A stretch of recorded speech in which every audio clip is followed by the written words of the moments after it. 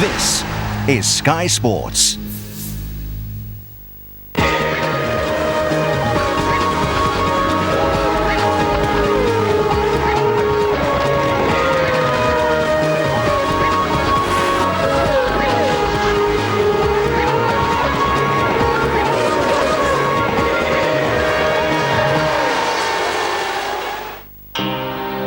"18 months ago, A1GP ceased to be a concept and became a reality, lasting into action at Brands Hatch. This weekend, it returns to the home of British motorsport for its season finale. Oh, contact! Oh no, would you believe it? On paper this year, it's been one team and one man's championship, but that doesn't tell the whole story. On track, it's been a fiercely competitive campaign. A1GP putting on a show. Oh, look how crazy it is! What a manoeuvre! Oh, that's a good move. Wow. While the championship title belongs to Team Germany and young talent Nico Hülkenberg, the pressure has shifted onto who will claim second. Robbie Kerr and Team GBR go into this race weekend brimming with confidence after recording 2 race wins. They're focused on doing what no other A1GP team has managed to date and win on home soil. From the home of football to the home of motorsport, we've left our studios in London and ventured into the Kent countryside for the next couple of days. We've also brought the glorious weather with us too. It's the final race weekend of this A1GP season. Welcome to Brands Hatch. Today, it's qualifying. So A1GP has come full circle. Brands Hatch is where it all started for the World Cup of Motorsport back on the 29th of September 2005 and where Season 2 draws to a close. The championship is Germany's. That was confirmed a fortnight ago in Shanghai, but the race for second is still on and there's every chance Team GBR can make the record books this weekend by becoming the first team to win a home race. Lots to look forward to. It begins with the business of qualifying today. Joining me to cast their expert eyes over the action, last season's champion Nico Lapierre and Team GBR's Oliver Jarvis. Ollie, Brands Hatch in Great Britain, such a strong heritage of motorsport. How fitting is it the season ends here? I think it's a fantastic venue to end the season. Like you mentioned, a great heritage, but more importantly, a superb place for the fans and also the drivers. We know how much the spectators enjoy Brands Hatch. We can see that by the way that they've been enjoying it this afternoon. When a driver sees Brands Hatch, though, on that season calendar, what does it make him think? A driver sees Brands Hatch and he's happy. It's one of those circuits you can really attack, but it's also very fulfilling to drive. It's difficult to get the right lap, but when you do, it's rewarding. Fans certainly enjoying getting access to the pit lane today at Brands. Nico, Team Germany taken over from where Team France had left off as the new champions. How impressed have you been by their season?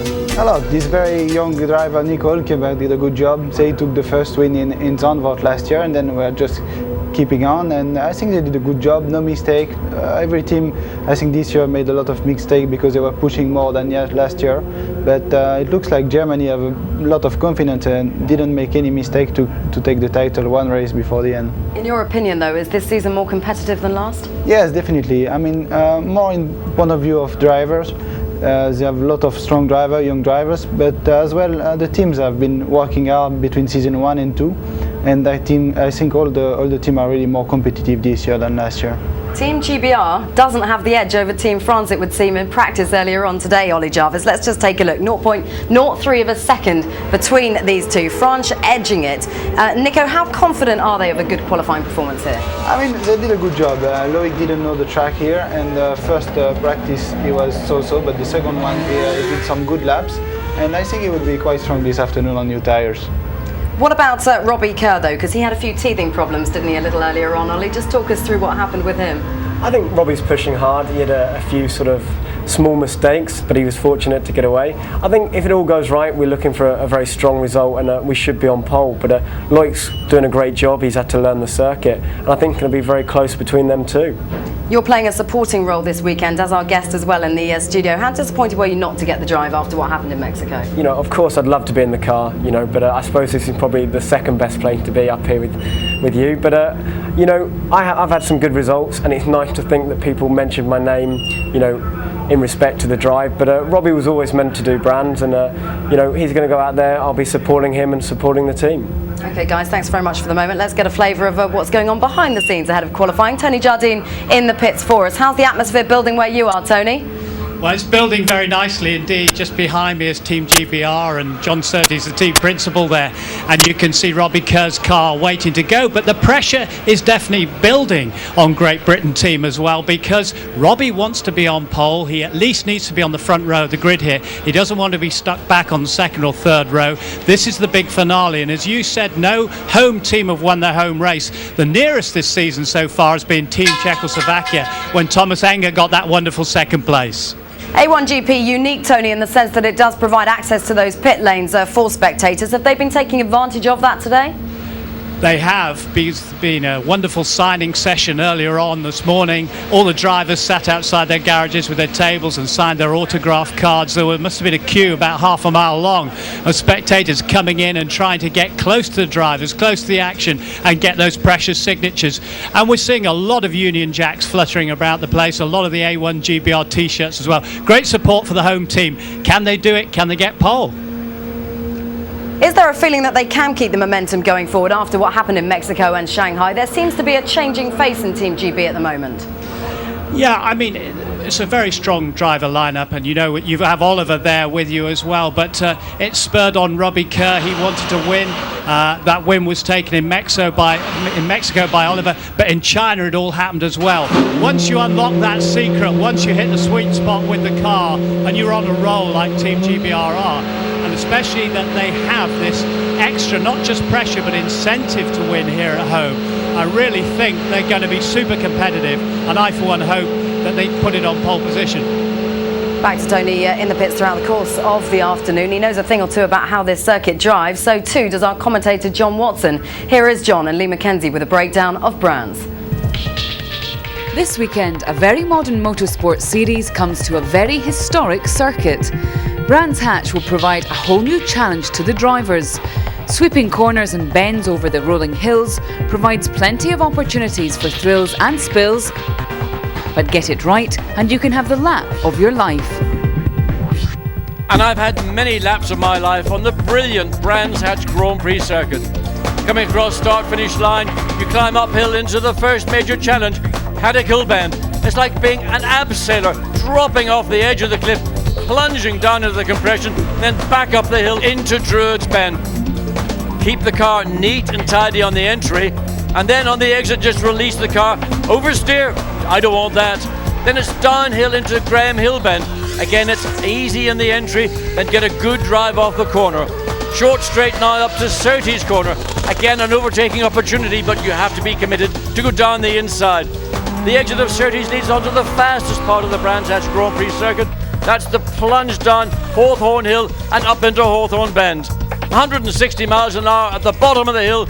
Quick flick down to fifth gear. Early entry, hug the curb in the early part of the corner, and then release the car on the exit.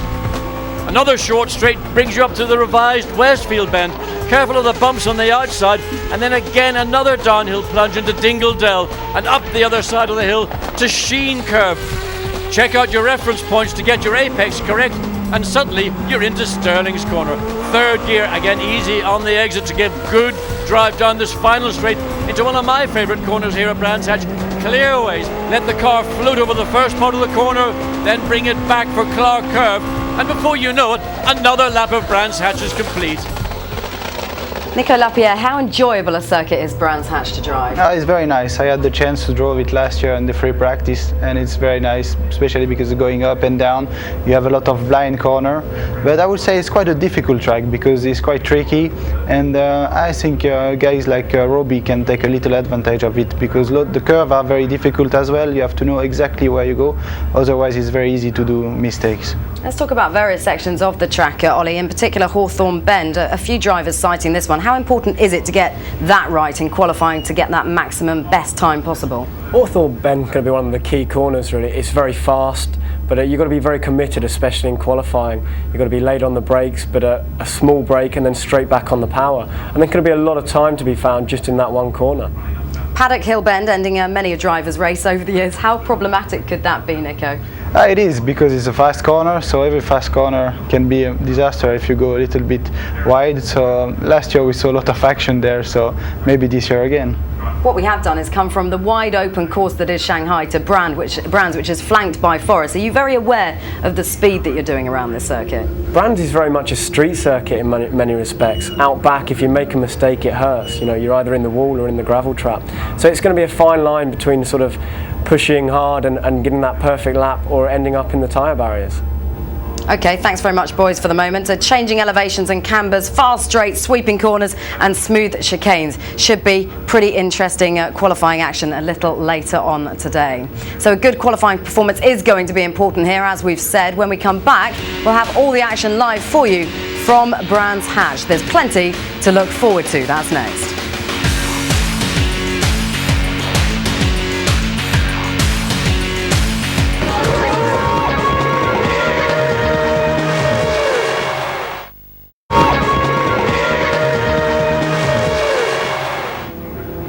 Welcome back to the home of British motorsport, Brands Hatch, the final race weekend of the current A1GP season. Drivers and teams gearing up for qualifying. The weather absolutely sensational. Stunning blue skies and plenty of sunshine for the spectators to enjoy.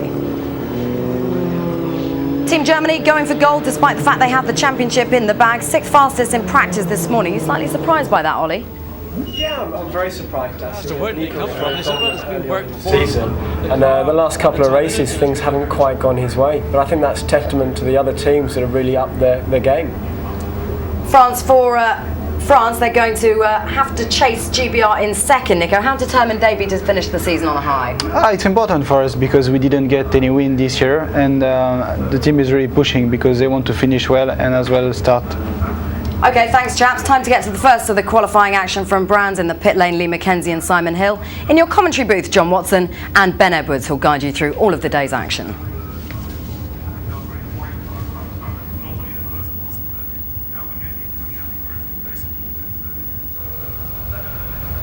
We're all set for qualifying to get underway here at Brands Hatch. Nico Hülkenberg for Team Germany. They've already wrapped up the World Cup of Nations, but what are they going to do here at Brands? Are they going to add to their win tally? And the session is just about to get underway. You don't have to go out when the green flag comes out. You can wait, you can go out whenever you like within the 15 minutes. And at the moment, it's pretty quiet on pit lane. Yes, it is, and inevitably everybody's sitting around waiting for somebody to go out first. We normally see Noor Ali for Pakistan first on racetrack, but I did speak to Rob Creswell, engineering the car for Nico Hülkenberg, and asked him, Rob, did you have a problem this morning? You weren't quite at the normal level? There we are, Pakistan is the first car in the pit lane, and they said no, we actually did about 145 miles on one set of tyres. They ran those tyres on Friday afternoon and then on Saturday morning, so we did a lot of work, and we're keeping back all our new tyres for qualifying there. They are confident that Nico Hülkenberg can once again get back onto the podium, if not into the winner's circle. So as Noor Ali comes out for Pakistan, let's quickly run you through the driver list here today. Ian Dyke for Australia, we've got Bruno Junqueira for Brazil, Sean McIntosh for Canada, Frankie Chen or Kung Fu Cheng for China, Jan Charuz for the Czech Republic, we've got Loic Duval for France, Nico Hülkenberg, as we've seen, for Germany, Robbie Kerr for Great Britain, Narain Karthikeyan drives for India, Moreno Soprapto is going to be driving for Indonesia, so he's got a late call to have a go with Ananda Mikkola not feeling too well. Richard Lyons for Team Ireland, we've got Enrico Tococello for Italy, Alam Kodair for Lebanon, Alex Young for Malaysia, Juan Pablo Garcia for Mexico, he's a new driver to the series. There is Jeroen Bleekemolen driving, of course, for the Netherlands. For New Zealand, as we know, it's going to be Matt Halliday now for the weekend. Noor Ali out on track for Pakistan. Alvaro Parent for Portugal. Adrian Zaug for South Africa. Sebastian Buemi for Switzerland. And Jonathan Somerton for Team USA. So no huge surprises in the driver list in terms of who's been in the cars this year, except perhaps for Mexico, where we've got the new boy Juan Pablo Garcia. Yes, and it's a big step up for Garcia, because he's really come out of National Formula 3 in Great Britain and jumping into one of these cars at Brands Hatch. Remember, on the Grand Prix circuit of Brands Hatch, not the familiar Indy circuit which most of the drivers here will have had some experience of. It is a big step forward as we watch Noor Ali start his first flying lap, goes into and through cleanly. Good exit for Noor Ali for Pakistan. No doubt he's made some improvements, and I tell you what, he's got an opportunity here today, because he and Garcia for Mexico were sort of trading times towards the back of the field this morning. There's not much difference between them. Now, Pakistan's qualified last of all the entrants at every event so far this year. This could be their opportunity to not be last, and Funnily enough, John, I was talking to Mark Hines, who is a pretty renowned driver coach, as we know, a former British F3 champion. He was watching this morning and he said Nur Ali has improved massively since the first part of the season, where he was just offline most corners, didn't seem to quite know where he was. Here, he said, he's looking a lot better than at the early stages. Yes, and just watching him come through Hawthorns now up into Westfield, just the whole perspective, the body language of the car, but also Nur Ali, his confidence is beginning to come through. He did struggle certainly on some of the circuits at the beginning of the second series, but now in this qualifying run, this is probably about as good, just looking at it from the outside on TV screens, as we have seen from the Pakistani driver throughout the series. Yeah, it's good to see, and I was talking to him earlier today. He really cares about Pakistan's entry in A1GP. He also cares massively about the production of new drivers, if you like, from Pakistan in the future. So it's something that matters to him. Across the line he goes. So it's a 1:19.809. How does that compare with what he did? Well, he did an 18.5 this morning, and he was on new tyres for that particular run. But of course, track conditions, again, we talk about this all the time. It's some 3 3/4 hours since these cars were last on track. There have been a number of support events taking place. They don't all run on the same Cooper tyre, which is made by Avon, that we're seeing from the support events. So it is really a exciting lap for everybody to see where Nur Ali is. As now we see the first of the front runners, Jonathan Somerton for Team USA, going out on track, a clear track. He's only the second car to go on track, and keep an eye on this car, because Jonathan Somerton is capable of putting this car on the front row of the grid. Definitely, he's been very fast all weekend. Interesting that Team USA are going for the early run, and now we've got Mexico and Australia also beginning to head down pit lane. But USA, we saw Somerton with that excellent performance qualifying third in Shanghai. He'd qualified 8th in Mexico, and remember, this is still only his 4th event as an A1GP race driver, going into qualifying and through both races, as opposed to a rookie driver, which he was earlier in the season. And for Team USA, it's been pretty much an upward curve. It's been very impressive from Somerton. So Great Britain decide to wait. They're going to see what everyone else does first, perhaps, before coming out onto circuit. They may well leave it until quite late in this session, I think. They tend to leave it very much as the sort of last car out, and comes across the start-finish line to do his single flying lap, with maybe only seconds remaining in that session, as we now watch the Team USA car, Jonathan Somerton, coming down into clearways, and then the beginning. It's important to get a good drive off clearways, not run wide on the middle part of the corner, to then pick up the speed, because now going across start-finish line, this is the first of 4 times it is for rail. So here we go, through Paddock Hill Bend, plunging downhill, running a wheel onto the curb, but that was pretty good. There's the throttle, then the brake trace. The green is the throttle, the red is the brakes. It picks up the throttle through the corner. Full throttle on the run down into Graham Hill Bend. So take it easy in the entry. It's the exit that really counts. Don't run too much on the curb. You'll slide the car, catch the grass, lose time. He turned just 19 years old just before this event. He's got lots of youthful enthusiasm, but that's tidy, that's neat, looks good out of Surtees. Yes, and I mean, by going out early is always a risk, because it hasn't been really. Oh, look, there's the problem. He's going to catch up to some of these cars that have come out.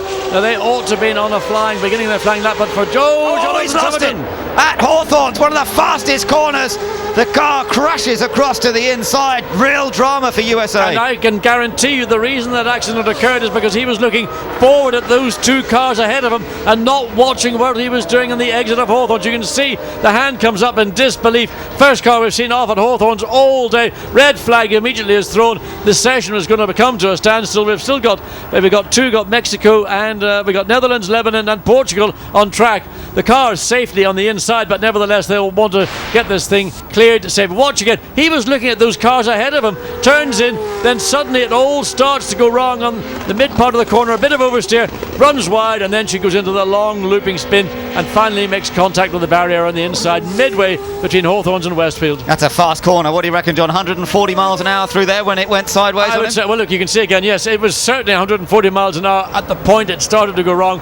And to me, it was all about Jonathan Somerton was concerning himself about where he was going to catch up to those 2 slower cars who were on their outlaps, and clearly just a little loss of concentration. Ran too wide, too early in the exit of Hawthorns, caught the grass, and that was it all over.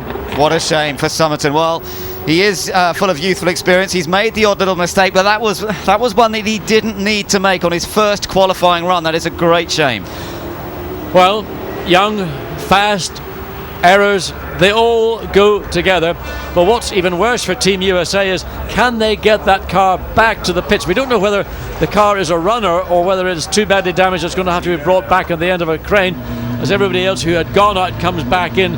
And what that will have done to their particular set of tyres, well, that's just unfortunately part of the circumstance. Yes, but New Zealand was on a good lap there, I think. But can the USA, if that car can be brought back in time, turn it around to enable Somerton to get out in segments 3 and 4, because clearly he's going to miss segment 2 and segment 1 is a complete. So possibly we're looking at the USA starting at the back of the field. Yeah, the clock is still ticking away, so this is affecting everybody, of course. But let's find out what the American team reaction is. Simon Hill is with team boss Rick Weidinger. Rick, we know how impressive Jonathan's been of late. Obviously a small mistake for him, but a big effect on your potential chances for qualifying. Yeah, we'll see. We're going to bring the car in now. We're going to make sure that Jonathan's okay. That's the most important thing right now, Simon. And we're going to see what kind of damage there is to the car. We're hoping just as the front nose wing, and we'll replace it, and on we go to segment 2. Has Jonathan said anything over the radio to you guys yet? No, he said he's all right. The first thing we asked is, Jonathan, how are you? And he said, I'm fine. And then we told him, make sure you replace the steering wheel before you leave. So we're all set. Okay, ever positive. Let's hope you get it all sorted for the rest of the qualifying. Thank you. Thank you very much. So yeah, that's the question of whether they get the car back in time. Really. I think getting the car back. Let's watch again. Funnily enough, he's straight in the middle of the road coming into the corner, which I would have thought he might have been further to the left. Then you get that little bit of oversteer mid-corner that allows the car to exit the corner far too early. He actually clips the nose and the left rear and the rear wing. So Rick, I'm sorry, it's more than a nose box, but he's too early on the exit of Hawthorns, and once he caught the curb, that's the danger of getting the wheel actually over the curb on the grass. That then put the car into that long looping slide that ended up in the barriers. He almost got down to the apex or to the middle of Westfield Bend. Yeah, it's a long way to go, isn't it? But he was travelling very, very quickly. Well, the session's going to restart in just a few seconds, but the damage not only to the front, but as you mentioned, to the rear wheel is quite likely to be the reason they may not be able to get it out very quickly. They're going to have to go check over that left rear corner, and there may well be some problems there. So, not a great start for Team USA, and what it means is now we've only got just over 5 minutes in this session remaining. The other problem is that's the most distant point from the paddock that you can get here at Brands Hatch. Westfield Bend is the most distantly point. Yeah, that's absolutely right. So they're not going to get the car back in this session, but there are only 5 minutes to go. We're just awaiting the green flag, which is about to be given, and away they go again. And New Zealand is allowed back out. They were on a run, but of course they still have the same tyres that they were on, not as if they're suddenly allowed a new extra set of tyres. Yes, Netherlands, they came in. Portugal was there as well. Was looking at New Zealand. India now coming out. So the clock with less than 4 minutes remaining, or sorry, less than 5 minutes, 4 minutes, 40 seconds to be precise. So everybody is now going to change their strategy, not least of all Team GVR. Do they want to go out, or is Jonathan Somerton back into the USA garage? Yeah, and no doubt trying to explain what went wrong for him. Unfortunately, they're not going to get that car back out. Greg Wheeler's over there, his race engineer on the left, just to find out exactly what happened. And Jonathan trying to explain, well, just got away from me, I'm afraid, guys. I should imagine, something like that. The rest of them going out, and of course, it may change strategy for some of the other teams. Do they get out quickly now? Because, of course, another red flag in this session, and it really would be all over. Yeah, I mean, all the preparations you've laid down, we're going to go out at this particular time, we're going to do this particular lap time. Well, that's all changed, and everybody suddenly, it's a real sort of charge to get out, get your time in. People will be tripping over cars that are on their way out, as we look here with Matt Halliday, Team New Zealand. So there he is coming up to complete his out lap. And look at behind, that was Lebanon, I think, giving a real head staggers that came out of Sheen Curve. Well, there's one or two anxious drivers now who haven't had a chance to get out there yet, and now they're pushing hard. This is one to watch. Matt Halliday qualified on the front row here at Brands Hatch some 18 months ago, and New Zealand want to wrap up second place in the points table. Great Britain their nearest challenger, but New Zealand only need 3 points from the 2 races on Sunday, so they're in great shape, but Halliday wants to go out on a high. And Matt Halliday and the New Zealand entry looking a little bit better. In fact, it was India behind that had the head staggers coming out of Sheen Narain Karthikeyan, and keeping very much pace with the New Zealand car, but Matt Halliday looking a lot more assured than he did this morning. Of course, brand new tyres make a huge amount of difference to the handling of a car, and if you spent a long time on one set of tyres, which is what most people did this morning, well, new tyres, different world altogether. So he's up on the split, no surprise there. Pakistan's the only nation that has so far set a time. Good first sector for Team New Zealand there, 23.5, so that's one of the quickest that we've seen in that first sector. Interestingly, he had very fast sector 2 and sector 3 times on his outlap, so he was pushing quite hard on his outlap. And he's got traffic ahead. I think that is Switzerland leads Sebastian Buemi. So where does he catch the Swiss car? And again, traffic ahead. Buemi probably on an outlap, so this is the danger. Everybody waiting so long, being then forced with the red flag to go out. No option but to go out. But is he going to be affected by Switzerland? I think Switzerland's sufficiently far ahead that he will not come into play, but it will be a distraction to Matt Halliday. It will be, but Buemi's going on to his hot lap, so of course he's not going to move out of the way. He actually gets a bit of a tow across the line. He goes fastest from the Netherlands, who also just put in a quick lap. But now India's just popped ahead. India was following New Zealand, and India's just gone quickest now from New Zealand and the Netherlands, with Australia fourth, then Lebanon and Pakistan. An improvement in times over this morning from both India and New Zealand, Netherlands as well, so everything getting very tense indeed. Under 2 minutes remaining, so the Netherlands can go back into the pits, India can go back into the pits. Look, traffic all over the place. South Africa caught between Italy and the Czech Republic. It's all very busy out there as a result of the red flag coming out on this session, and everybody trying to put in their laps at the same time. But India has gone to the top of the times. We're not surprised by that, because we knew Narain Kartikeyan would be fast here at Brands Hatch. Sebastian Buemi is being assisted by Lebanon. He's got the Netherlands ahead. They've completed their time. He'll look to Jeroen Bleekemolen for the Netherlands to pull out of the way. Is he going to stay on the right part of the track, or is he going to... Oh, what has gone on? Use your mirror! Yeah, that is a surprise. Bleekemolen's usually certainly a gentleman when it comes to getting out of the way of people, but I'm sure that would have affected Buemi for Switzerland. Absolutely, that cost him at least half a second. So Sebastian Buemi, I'm sure, will be very upset that there wasn't more cooperation from the Netherlands in a very tricky part of the racetrack. This could be a good lap nonetheless from Switzerland across the line. He goes fourth quickest. It's now India, New Zealand, China and Switzerland. That time from Switzerland, I think, would have certainly challenged India or New Zealand had it not been for a car. Robbie Kerr, Team GBR, starts his lap now. Let's see what this lap is then. He's been the dominant force through most of the practice sessions. Can he keep it together? He's got a clear space ahead of him at the moment. Out of paddock.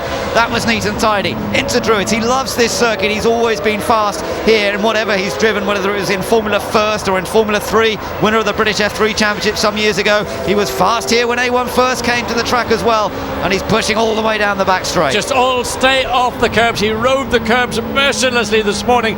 Lack of grip was the reason. Now he's got fresh tyres. He's got the car absolutely optimised to his preference. He's aggressive. He loves this racetrack. Watch him through Hawthorns. He will be mighty. India still fastest. Let's watch here. This is where Somerton went off. The checker flag goes out on the session. He's through Hawthorns. This is where he had a spin yesterday. Oh, but that was neat and tidy. Very quick. There are bumps on the entry to Westfield, bumps midway through it. No problem this lap. Through Sheen Curve. Max is out on the exit of that corner. Now down to third gear, into Stirling's Bend. Out of the corner, good clean exit. This is looking like a good lap for Team GBR. India still the team to beat. Malaysia's come up to fourth place. Italy's now third. Good lap from Toccocello. But what's this going to be for Robbie Kerr? Is it enough to beat Team India to provisional pole position across the line? It is by 0.2 of a second. Robbie Kerr goes quickest. Great Britain on top from... No, France! France has just gone quicker. France has just beaten that time. Loic Duval, who was quickest this morning, has just gone fastest. And Germany's coming up to finish his lap as well. 1:48 to beat 1:54. Germany second, France first, Great Britain third, India fourth. Well, in those closing seconds, did it ever come alive? Surprise, surprise, it's not Great Britain here quickest, but we expected it because Robbie Kerr's been so rapid. But France and Germany have both gone quicker. The European nations have displaced India, who held that top spot for a long time. India's back in fourth. Well, all I can suggest is let's have red flags in segment 2, 3 and 4 and leave 5 minutes to go, because you couldn't get it more exciting than that. That really was tight, but there is the fastest man, a 1:48, John, the fastest ever lap by an A1 car around this Brands Hatch circuit. Certainly is, and that was done under extreme pressure. Remember, a lot of traffic on the racetrack.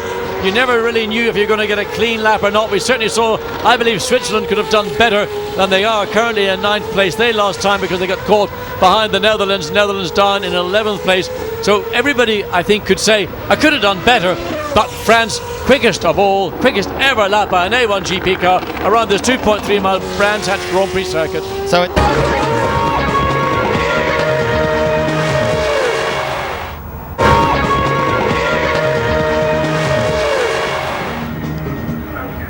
Welcome back to Brands Hatch for A1GP season finale. Thrilling final seconds of qualifying there. The first is ever A1 lap at Brands from Loic Duval in the Team France car. Team Germany and Nico Hülkenberg in second, and Robbie Kerr of Great Britain lining up in third at the moment. There's plenty still to play for though. This is the scene at the moment at Brands as teams and cars get together for session 2, which is just about to get underway. But at the moment, Loic Duval and Team France, the team to beat. Things not looking so good for the USA. Let's hand you back to our commentators, John Watson and Ben Edwards, for session 2.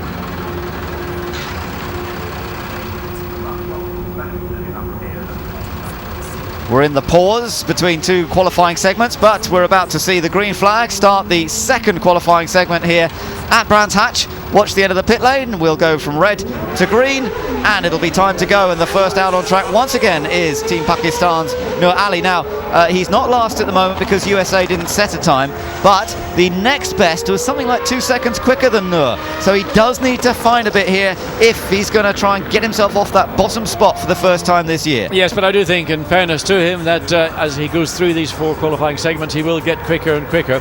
But whether he will find enough, he's got enough left in the tank to put a threat to the Czech Republic or even Indonesia. Remember, we got Moreno Sopracto in the car, not and Ander Mikkola. And Ander Mikkola woke up this morning feeling unwell, and the team took the decision to put Moreno Sopracto into the car for the weekend.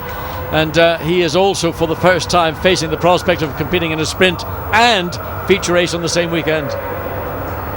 Looking down there in the British pit, there's probably a little bit of consternation. They want to try and get that pole position this afternoon. It's important to them. We know how crucial it is to the sprint race finishing positions to try and be on pole position, but they've got a little bit of work to do. France on top, Germany in second place, and watch out for India as well, John, because they are only just behind Great Britain. Yes, indeed. Narain Karthikeyan, again a Formula 3, ex-Formula 3 specialist around Brands Hatch, as we look at Weininger having a bird's eye view of the back of that Team USA car. But Narain Karthikeyan, as we're talking about, capable of pulling something very special out of the bag, and in the process being very spectacular in doing it. I know that Narain is a bit of a light switch specialist. In other words, the throttle pedal has only got 2 positions, off or on, and while you're on new tyres you can get away with that, but of course come the race then circumstances are different. So we're now going to have a look and see what Nur Ali for Pakistan on his second segment of qualifying. He wants to find some improvement on that 1 minute 19.8 he achieved some 10 minutes ago. So let's watch him down on the back part of the circuit. This is where he leaves the shorter Indy circuit, which of course has been used for champ cars amongst other things in the past. Big international meetings have been held on that shorter track, but we're on the long loop, the extension out into the woods here. Now this is the corner where Jonathan Somerton had his problem.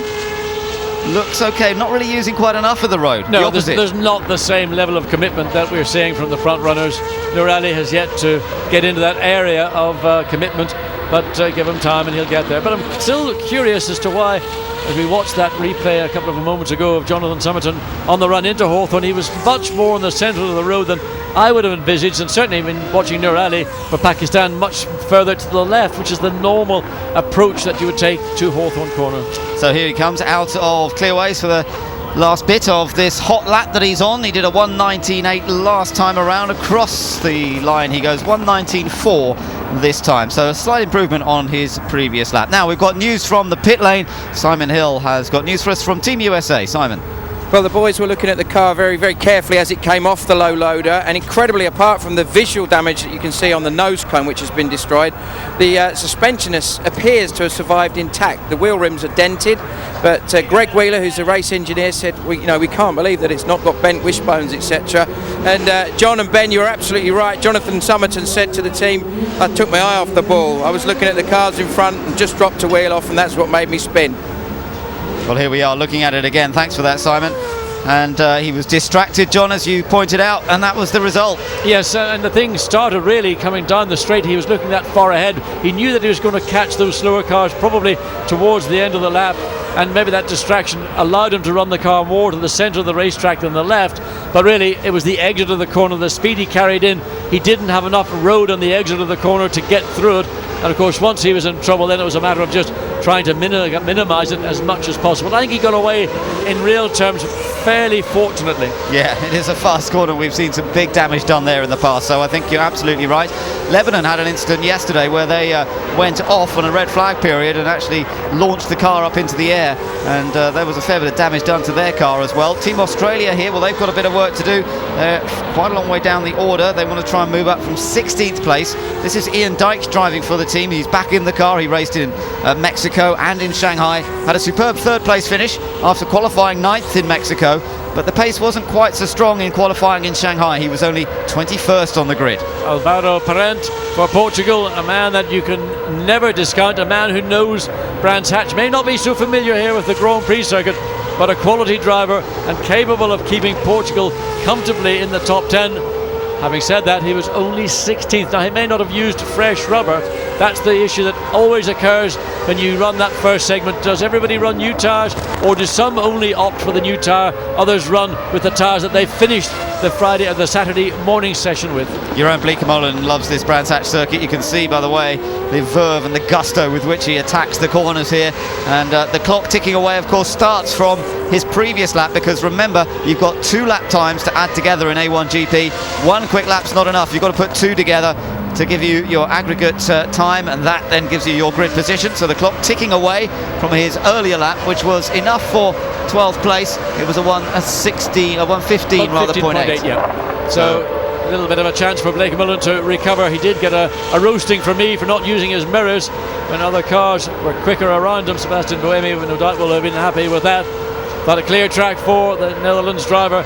Down the dip at Dingeldale, up into Sheen curve. Big commitments, a little bit of oversteer just as he turned the wheel, but nothing that would impede the progress into Stirling's Bend. And now the run down, the quick little run, when he's showing 7/10 up, but that is all irrelevant. Yeah, 7 seconds up on Pakistan. 7 seconds indeed. But remember, no one else has done 2 laps together apart from Pakistan yet, so it's not really representative. Let's just see what it is. Across the line he comes, so he goes fastest. What's his second lap like? 15.4, so significant improvement for the Netherlands in that last lap. 15.8, 15.4. So on the pit wall there, with the crew just keeping an eye on the time, seeing whether Bleekemolen's going to maintain it, but it's a pretty successful qualifying record. Czech Republic car, this is Jan Charus. He's about to finish off his hot lap as well. Got a bit of work to do. He was only 20th after the first segment of qualifying. Let's see where this puts him. Mexico, by the way, has just popped up ahead of Pakistan. Czech Republic goes ahead of Mexico, so that's an improvement there for Jan Charus. Mexico was several places ahead of them after just the 1 lap had been completed. So watching Italy, Enrico Toccacella, who really quite surprised everybody with that fine first segment qualifying run. So everybody now is focusing on Enrico Toccacella, and if he can combine this run with his 1:15.5, if he can get anywhere below that, he will end up currently quickest overall in these 2 segments. But quite a few of the teams did use new tyres for the first segment, and that means they will probably be on a used set of tyres for this second segment of qualifying. So that'll be a little difficult to read, but that's pretty good. 14.7. Wow. Fastest single lap ever by Team Italy. Fantastic. Where did that come from? I don't know. Enrico Toccacella, who's up and down a little bit, capable of very fast times. But watch India. India also on the attack, and they were 4th, remember, after the first segment. Across the line he goes 2nd, not quick enough. 15.05. But Italy, Enrico Toccacella, even Piercarlo Ghinzani, seat holder for Italy, sat there and went, where did that come from? Well, it's great to see. They won in Beijing earlier on in this season, but they've never qualified really that well this season. Matt Halliday, New Zealand's first run, they did a 1:15.3. They were right in the mix. This certainly would have put them, or that would have put them in the top 6. As we watch Matt Halliday coming up into Sheen curve. Again, that little flick of the rear of the car gets it straightened up, just shimmies the grass as he goes into the corner. Good exit. So again, New Zealand looking to get back to the front, and they're doing it with Matt Halliday this weekend, not Johnny Reid. That's right, Johnny watching from the pit lane, but here comes Matt Halliday. This is not going to be enough to beat Italy. I would imagine he's on his used tyres. Let's just see what it is. It's 3rd. It goes behind India. It was a 1:15.2. So a little bit of work to do, but I reckon they'll have their 2 new sets to use in the next 2 segments. Indeed, and that is very consistent, a 1/10 of a second difference from segment 1 to segment 2. Now, Team USA quite rightly have got the wheels off. They're putting the geometry measuring gear on the car to check that the wheels are all doing what they should do. Frankie Cheng comes across for China. Yeah, now Frankie had a pretty good first run. He was 8th quickest after the first segment of qualifying. He does know the Brands Hatch circuit, although it's the Indy circuit he knows well. I was wondering earlier whether he'd actually driven the Grand Prix track. And Mark Hines confirmed to me that he hadn't actually been on the Grand Prix loop before, so he's adapting pretty well. Is Mark Hines making a business out of looking after sort of young drivers from the Far East to get them sorted out? He is, I think. He's making a good business out of it. That was a bit of a slide out of Graham Hill, though. Yes, it was, and it wasn't a productive one either. The back sort of swung round rather than one of those more controlled power exits. So a little bit of lost time for China on the exit of Graham Hill Bend. So that's going to cost him a little bit, but now he can try and gain some of it back, perhaps, through the fast corners. The right-hander here at Hawthorns, 140 miles an hour on the exit there, and then just a dab on the brakes into Westfield corner. It really takes a big commitment to turn into Westfield. You approach it very quickly indeed. You want to brake as late as you can, make a very quick turn, but then you've got to remember the bumps that are in that corner. They caught Robbie Kerr out, and he was totally committed. Through the left-hander at Stirling's, you can see his split time shows that on the overall he's about a second down on Italy, but this would keep him in the top 5 currently, with not all of the front runners out on circuit as yet. We're still waiting for France, for Germany and for Great Britain, the top 3 after the first segment of qualifying. Let's see where this puts him. Across the line he goes. China pops into 5th position, just in behind the Netherlands. Switzerland's just gone 4th quickest, but we're still waiting for the real quick guys to emerge onto the circuit. Replay here of this sideways moment out of Graham Hill Bend. Yeah, just watch the way the back of the car sort of flicks out. He lays rubber. You can see that black line just about 3 feet away from the curb, and all that is energy that has been lost, is wasted. It would maybe took a couple of kilometres per hour off his speed down into Stirling and to Surtees corner, but all counts overall in the lap. Now Team Brazil have Bruno Junqueira back behind the wheel, very experienced driver of course, but can they move up the order somewhat, because they're down in 14th place after that first segment of qualifying. 1:16.3 was his first sector time, so he needs certainly to get down into the low 15s, and ideally if he can get into a 14, well, that will be a bonus. But I think it's going to be a big ask here this afternoon for Bruno Junqueira, whichever you call him, to do a low 15, high 1 minute 14. Yeah, it's not going to be the performance we saw from Brazil here 18 months ago when Nelson Piquet Jr. was driving the car and put it on pole position. 7th for the moment. Yeah, 15.9, so it was best part of half a second quicker, but it's got him up to 7th place. But we've still got France, Great Britain, Germany, others waiting in the pits to come out, and we've had the shock first of all of Loic Duval upstaging Great Britain, and then Germany did it as well, and now in the second segment we've got Italy upstaging everybody. So Loic Duval's got to think, as it says on his cockpit surround. Well, it's good to have some surprises, and Italy certainly throwing one to us there, but we're waiting for the top guns, as you say, to come out, particularly France, Germany and this car, Great Britain. Robbie Kerr determined to fight back and take pole position. He had pole last time out in Shanghai, and he saved it up until the final moment of final segment of qualifying until he achieved that, so he won't be rattled as yet. He's got time here. Malaysia meanwhile just coming out. They've left it quite late. Malaysia were 7th after the first segment of qualifying. They could be a threat as well, and we'll keep an eye on them. They're yet to complete their second lap. Used tyres on the French car, so it's not really looking at expecting to see a significant improvement in time for France. Remember, their first segment qualifying lap was the quickest of that segment, 14.813. If he can get somewhere within 0.2 of a second, well, that could actually put him overall, or keep him overall quickest. Again, Robbie Kerr, Team GBR on used tyres. We don't know what Germany's done. We haven't seen into the German pit, but certainly 2 of the top 3 after the first segment are using the set of tyres they ran initially in that first segment. Yeah, no great surprise there. That's what we often see as a tactic. Use the new tyre in the first segment. Just back that up with a second time on your used tyres as Robbie Kerr comes out, and then save the 2 new sets of tyres for the final 2 segments.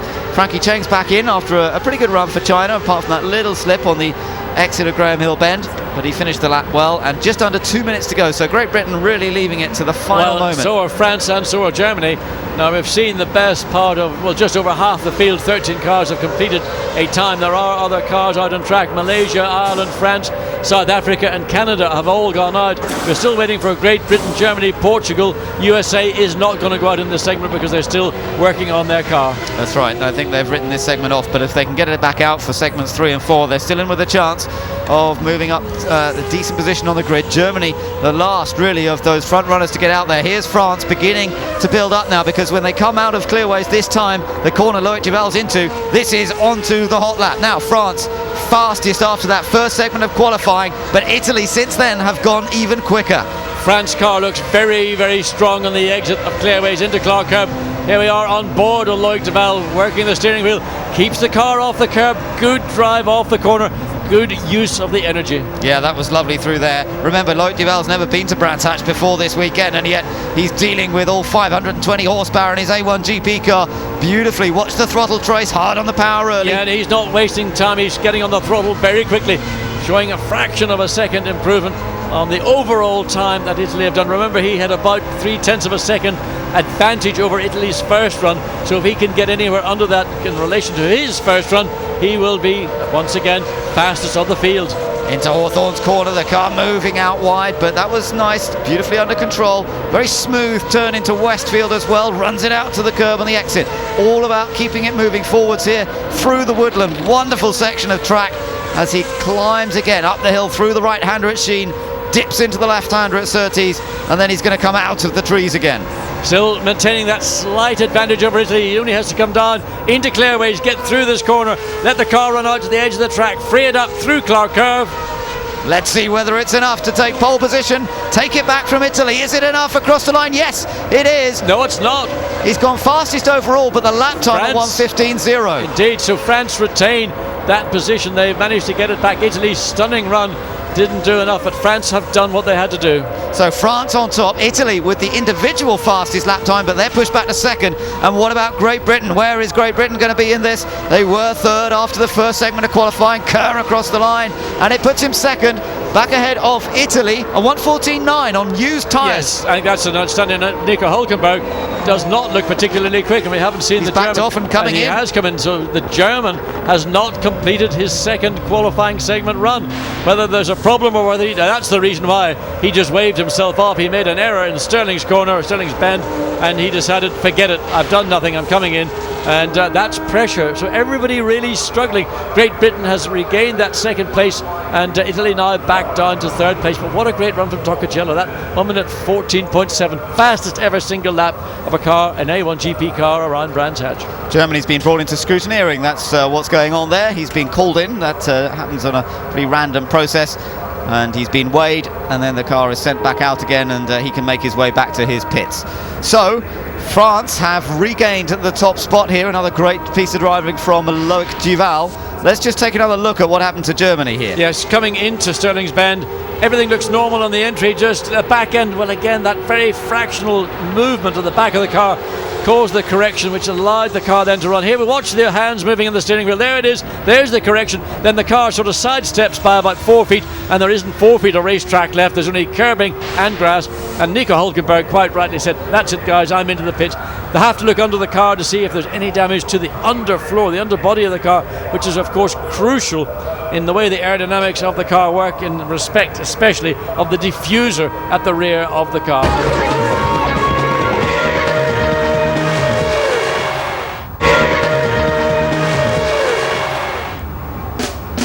Brands Hatch, the home of British motorsport, playing host to A1GP this weekend, the final race weekend of the season, and you can tell the drivers pushing the limits here in qualifying today. France and Loic Duval still maintaining top spot from Robbie Kerr in second, Italy in third.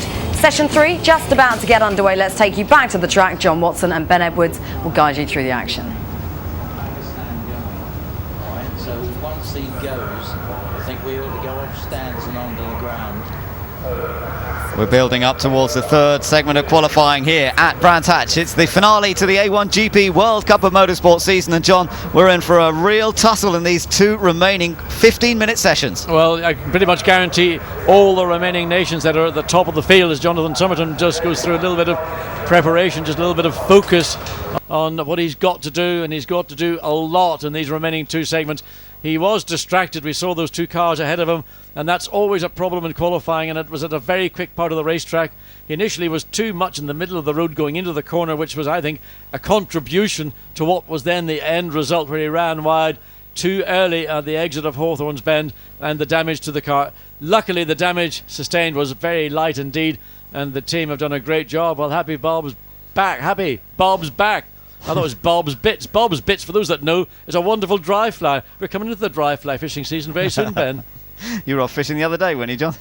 I always go fishing. Whenever you get the chance. Well, we're all set for this battle, because the green flag has been given to this session. Got it underway. Loic Duval focused and concentrated himself and doing very well so far. He's fastest on aggregate, even though he doesn't have the single fastest lap time. That belongs to Team Italy. So we really have got a tussle here. France, Great Britain, Team Italy, India are in there as well, New Zealand potentially, and then also Germany, maybe Portugal, and perhaps even USA, all in with a chance of challenging for pole position. And what a magnificent day it is here at Brands Hatch Hospitality, the Pangea, absolutely chock-a-block as usual, as we look into Bruno Junqueira in that car rebuilt around a tub. And again, the time taken to do that, Bruno Junqueira having to go out into qualifying in a tub that he's not familiar with. There you can see the red background with all the decals of the Brazil team applied as quickly as possible to give some sense of the identity of the national colours of Brazil. Yes, indeed. That was obviously a lot of hard work for Team Brazil before the start of this session. We're still waiting for the first car to come out, and this time it's a change. It's not Team Pakistan that comes out first, it is Portugal who got held up on that last run. Well, Alvaro Parent, wouldn't it be ironic if he manages to catch a car when he's on his flying lap, because he went out, he was the first car out. In fact, it's the first time, I think, in this second series of A1GP that we've not seen Team Pakistan as the first car out of any of the 4 qualifying segments. But Alvaro Parent very anxious indeed to make up for the time lost in that second segment. His first one wasn't particularly special, 1 minute 16.6. He again, like the USA, has got it all to do in segment 3, which we're now going to watch, and segment 4, the final one. Moreno Suprapto getting his first chance to qualify for Indonesia. He's 18th at the moment. So we'll see what he can do when it comes to these final 2 segments of qualifying. Team Australia, Ian Dyke with a little bit of work still to do, because they find themselves 14th. He did gain a couple of places in that last segment of qualifying. So let's see whether they can move a little further up the order here, try and knock on the door of the top 10. It's France, remember, that have that top spot at the moment, from Great Britain, Italy, India and New Zealand. There is Nur Ali, and obviously not coming out to play just yet. Well, 3 minutes of this session are over. Normally Nur Ali would have been out, completed his lap and back in within 3 minutes. Yeah, but he's being fired up now, so I think we'll see him on track pretty soon. Meanwhile, Portugal's just going on to its hot lap. You're watching Malaysia's driver Alex Young just walking to the back of the garage there and up the hill. Here comes Alvaro Parent then. Very interesting approach into Druids, tighter than some. Yes, he was drawing the car in early, maybe feeling that he needed to get the nose in, depending on where you break into Druids Bend. If you overrun it, you want to maybe get the car in as quickly as possible. To me, there's a little bit of oversteer again in this Portuguese car. Watch the hands on the steering wheel. Has he got to make any correction? Well, he is making corrections all the way through, really feeling the car, waiting for the front or the back to give him the bite. Yeah, the car sliding a little bit through Surtees, but he controlled it beautifully. Now watch him through the quick corner at Hawthorns. Let's see just how rapid he is through here. That was neat. Oh, that was lovely. I mean, that's about as good as you get on the exit of Hawthorns.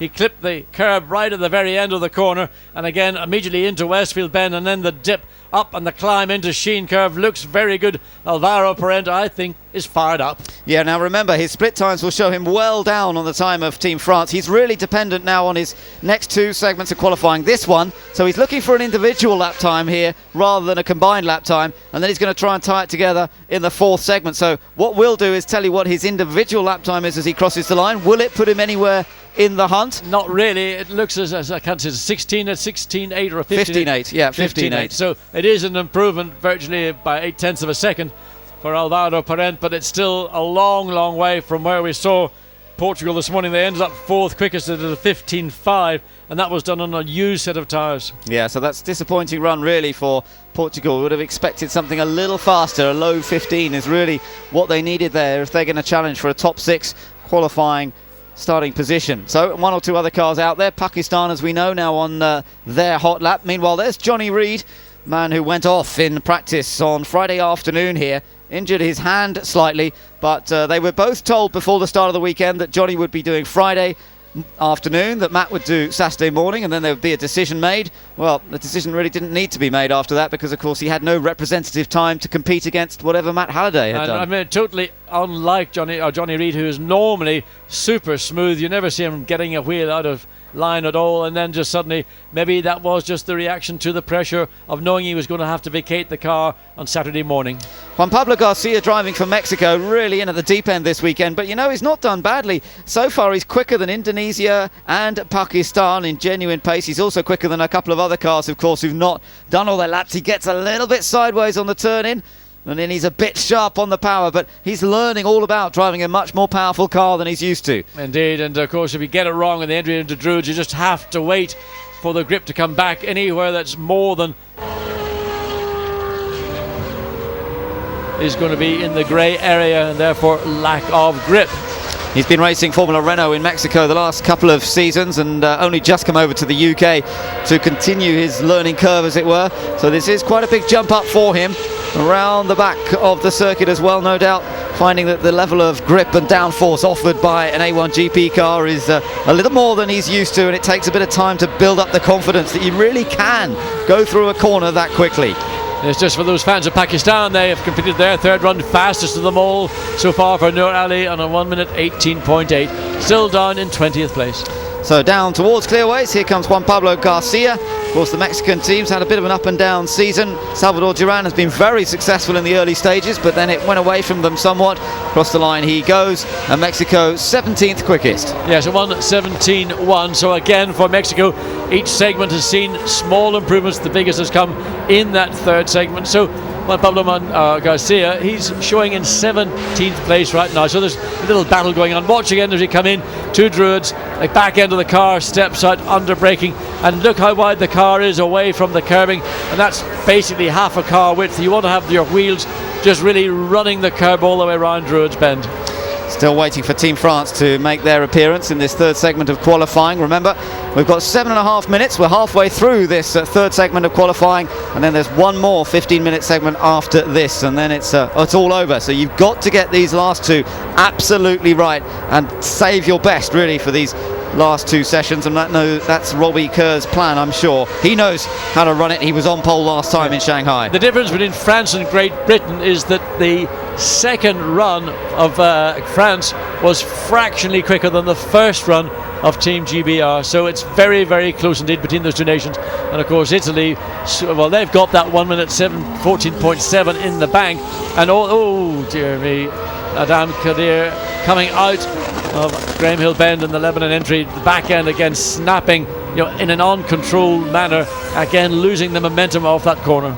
Just a little bit. The 25-year-old who comes from Brazil, although has Lebanese grandparents, just getting into a little bit of a slide there. Yeah, you see again, very much we saw that in one of the earlier segments where I think it was Frankie Cheng let the back end go wayward, and you lose the momentum. Oh, and again, careful running out of Westfield, because you drop a wheel off there, you will turn 90 degrees and it will be right.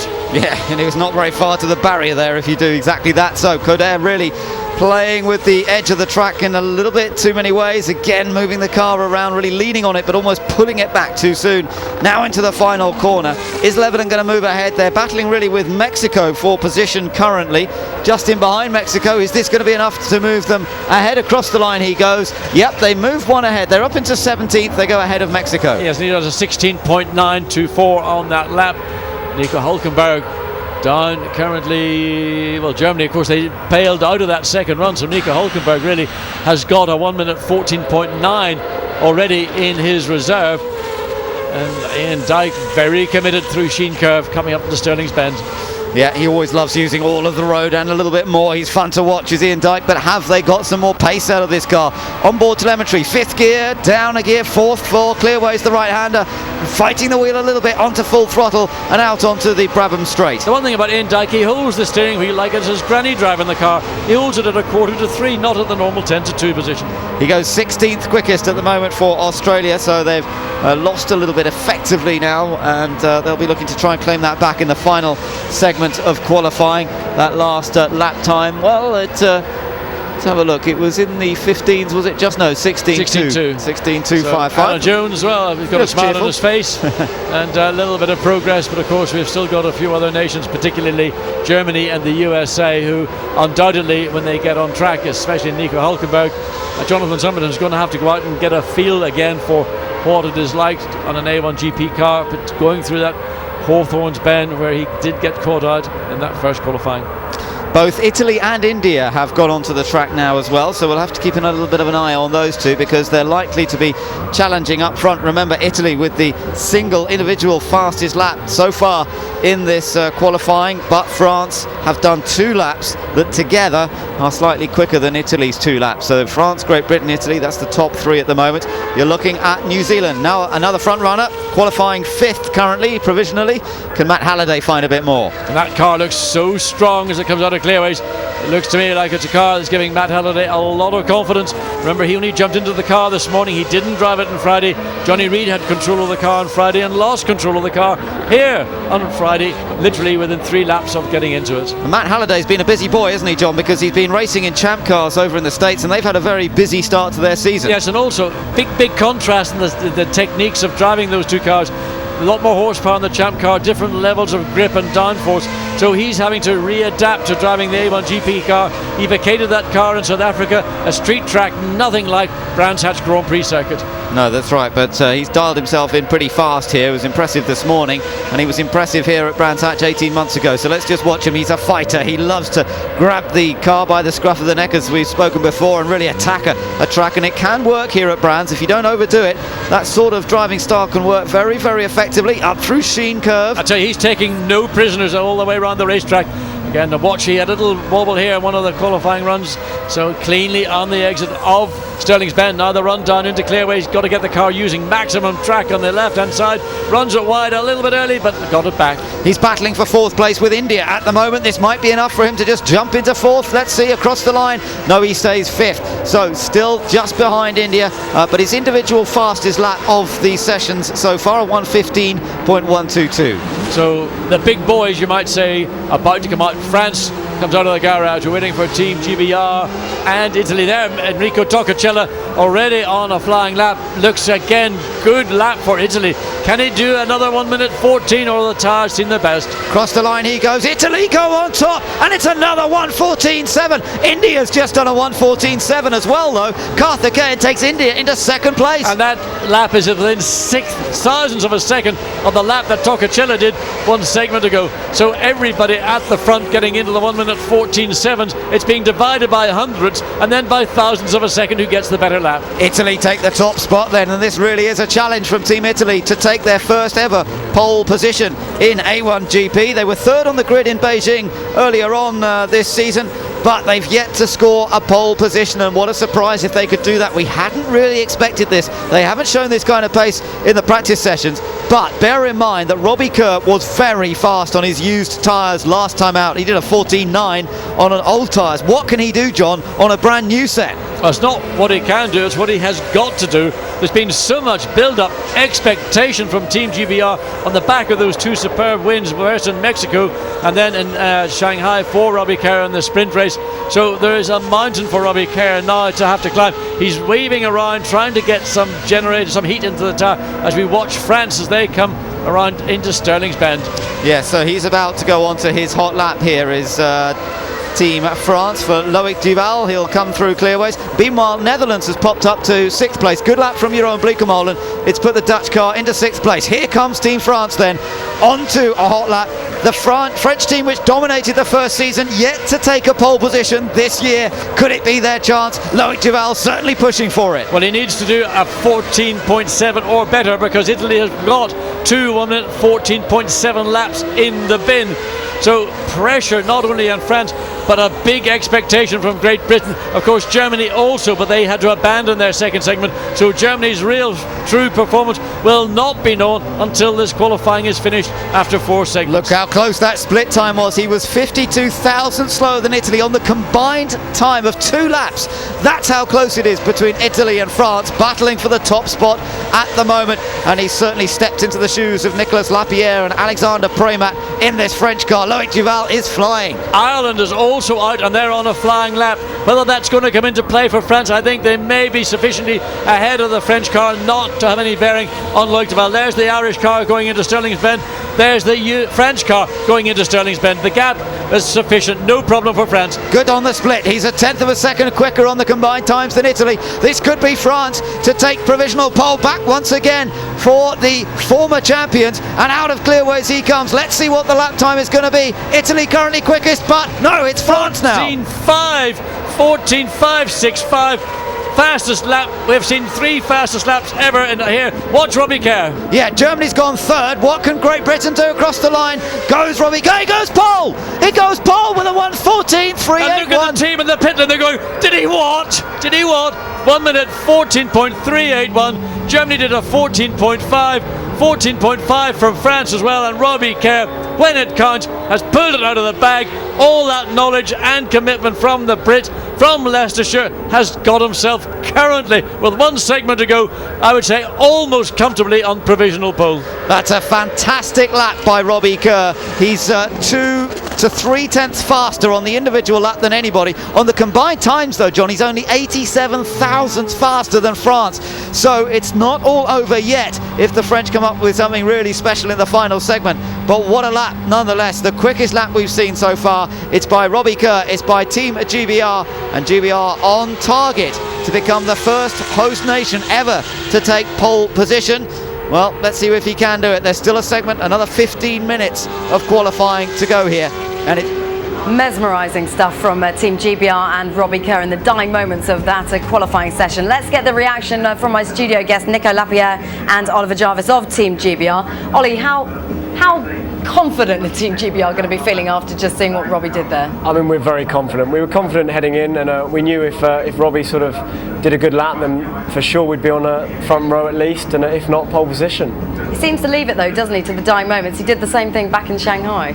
Yeah, I think he likes to perform when the pressure's on, leave it late. Especially the team, they like to run out late to try and avoid the traffic, but he produced a good lap there. It's going to be very close. Okay, let's take you down to the pits because Tony Jardine has a very special guest with him. Tony. Indeed I do. It's Tony Clements, who's the seat holder from Team GBR, and he unfortunately wasn't there in Mexico when they had their first win. He is now. Robbie Kerr is on the cusp of getting pole position here. Tony, wouldn't that be something? To be the first team to win on our home territory. I mean, that would just make it a perfect weekend.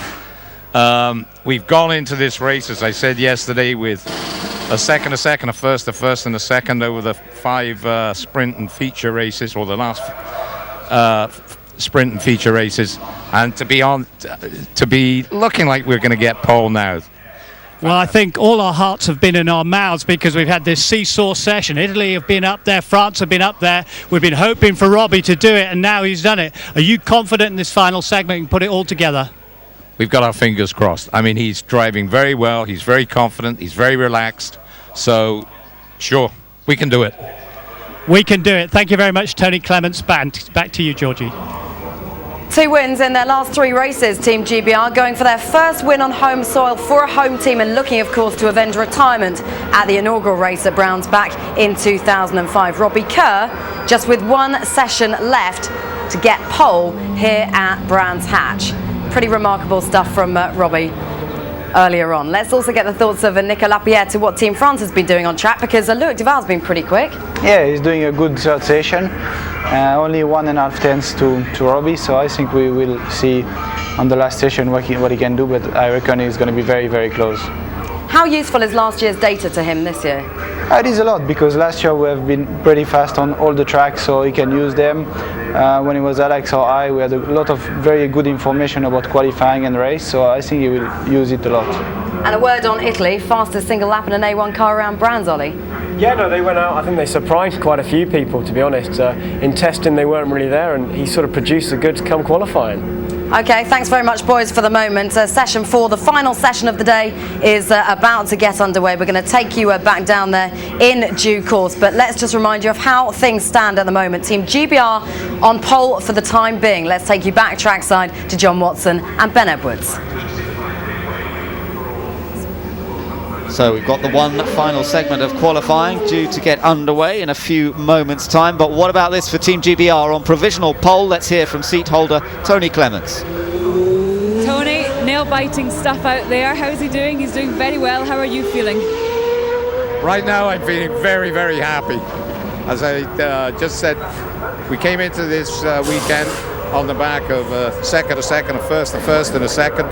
So we were pretty confident coming in. And I think Robbie has demonstrated he knows the track, he's confident, he's relaxed, he's happy, and I think we can do it. Still pretty close out there though, isn't it? It's close, it's going to be close. I mean, that's every race has been pretty close. It'd be close, it'd be exciting, we'll see lots of traumas. But hopefully we will be the first. I hope we're going to be the first to do it on our own patch. Thanks very much, Tony. Okay, thanks. Well, that really would mean something, wouldn't it? Tony Clements there looking for pole position for Team GBR. This was the moment as he crossed the line. And yes, that was a good lap, and he clenched his fist. He knew it was a good lap. Oh, a fantastic lap. And I mean, you can see Tony Clements trying to, play it down a little bit, because he knows that with France and Italy in particular, and I think it really is Italy is the potential danger to Robbie Kerr, that if Toccocello can manage another stunning lap and Robbie not get quite the lap that he did, that 1 minute 14.3, if he can't repeat that, then the threat is there. Even Narain Karthikeyan for India is in with a shout, and his best is a 1 minute 14.7. If he could get himself down into those low minute 14s, he knows the circuit equally well as Robbie Kerr does, then this situation is by far a done deal. So, Team Pakistan on their final qualifying attempt. His best lap so far was the last time around, which was a 1:18.8. So he's got into the 18s, but he is some little way off the next best, which is Mexico. So I don't think he's really going to manage not to be on the bottom spot in qualifying here. USA currently behind him, but that's simply because they haven't done 2 laps in this qualifying system. Out of Surtees he comes then, keeping the car in one piece. That's the main thing. He did cause a red flag earlier on in the practice sessions, but he's kept it out of the gravel this time. Yes, and I mean, everything about his driving and about the way the car looks on the racetrack is a massive step forward for the Pakistani driver. And he has learned a great deal, having come from a background of racing in the United States. In fact, when you speak to him, you'd swear that he was a citizen of the United States. His accent is absolutely chipped Texan. But Nur Ali has gone on his job, he's done his best. He is without doubt, I think, one of the most professional racing drivers I've seen out of a car. The way he behaves, and he can deal with pressure and deal with corporate side of this A1GP series is very, very impressive. Yes, he is absolutely right. Very easy guy to talk to, always very friendly and accommodating to anybody who approaches him. Across the line he goes then, and is that his best lap? 18.6. So he's done what he's done pretty much throughout the season. He's gone quicker through each session there. His father looks very happy indeed with the progress made by son Nur Ali. Yes, so well done to Nur Ali, and Team Pakistan safely on the grid for the sprint and feature races here at Brands Hatch. But the focus and concentration evident on Enrico Toccocello's face. He knows he's got a chance here of at least a front row start, if not pole position, and Italy have yet to have a front row start in A1GP. That third place in Beijing, which actually wasn't a qualifying session, it was third place taken from a practice session. They never got to do their qualifying, so it really would be, this is a tremendous effort from Team Italy. It's great to see because they have had a bit of a patchy performance throughout this second season. Some places, for example Malaysia, he only qualified in 20th place, and we sort of scratched our heads and wondered what that was all about. Now we're seeing the sort of pace we might expect from him. Well, Toccocello's always been a very, very quick driver, but for some reason the inconsistency of the team have conspired maybe to work against Toccocello. As we look at Narain Karthikeyan for Team India, currently in 5th place on the 3rd row of the grid. Narain Karthikeyan also with a 1 minute 14.7, and also could easily find themselves, if he improves, up onto the 2nd row of the grid. To get onto the front row of the grid, well, that's probably a larger challenge, but certainly threatening the top 4 very, very strongly indeed. Yeah, it's close up there, isn't it? And it's good to see for Karthikeyan. 5th place would match his best so far, which was last time out in Shanghai. He was 5th on the grid there. Looking inside the New Zealand pit now, that's a bit disappointing for New Zealand, John. They're down in 8th place, which is a little bit of a surprise when you consider how strong they've been throughout the season. I think the whole situation of the damage to the car yesterday, and then the way that Matt Halliday sort of was put into that car, feeling that the car has changed from when he drove it 18 months ago, and also coming from racing in the States in a different style of car, different weight of car, downforce horsepower, and then having to make that readaptation also by only getting Saturday morning as opposed to having the entire weekend.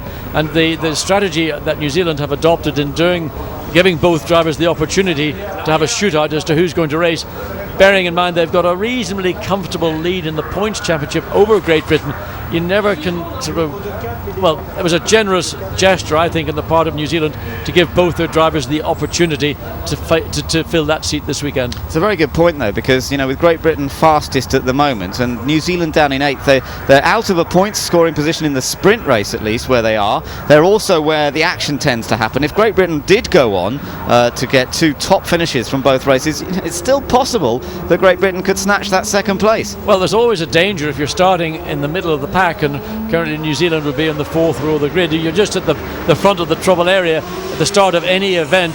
The only benefit is that it's a rolling start, so sometimes there is advantages over the standing start. The field will be much more closely compacted, and that in itself also can cause a problem, particularly here coming into Druids Bend, notorious for first lap shunts, especially in the middle of the pack. Absolutely right, yes. So it's not a nice place to be, and New Zealand may have to cope with that. They're down in 8th place at the moment. So Lebanon on circuit, and Alam Koder's qualified 18th so far. He's ahead of Indonesia, Mexico and Pakistan. They really have shown a lot of improvement, Team Lebanon, in the last couple of events, and Alam Koder himself has shown a lot of potential. I think the team are certainly investing a lot in him for the remainder of this year, looking forward to the 3rd season of A1GP, and I think he'll have a lot of opportunities there.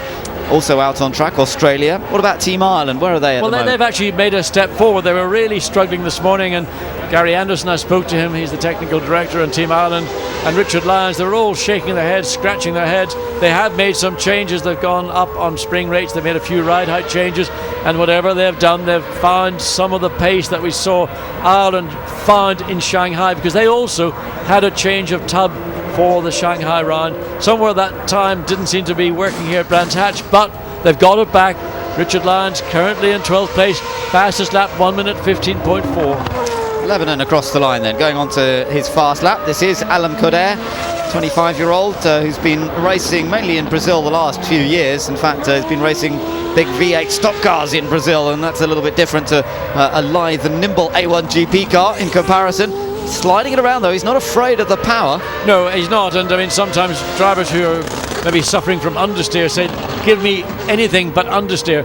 So the consequence is they get the back of the car fairly stiff, and then when they put the power on, the power breaks the traction of the rear tire. No traction control, remember, on an A1GP car, so the control of the rear wheels is really within the foot of the driver, and if the driver isn't being, let's say, sensitive to the throttle, then wheel spin and a slide at the back is the consequence. Yeah, it looked a little bit ragged between Hawthorns and Westfield there. The car just switching around a little bit, but he's pushing very, very hard.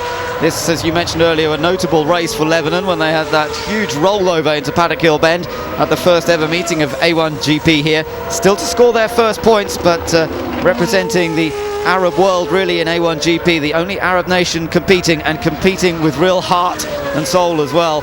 Across the line we go. Let's see what it is. He stays 18th for the moment. The lap time of 1:16.3, his best to date. Yes, and that's really all you can ask for somebody who hasn't got the experience of others.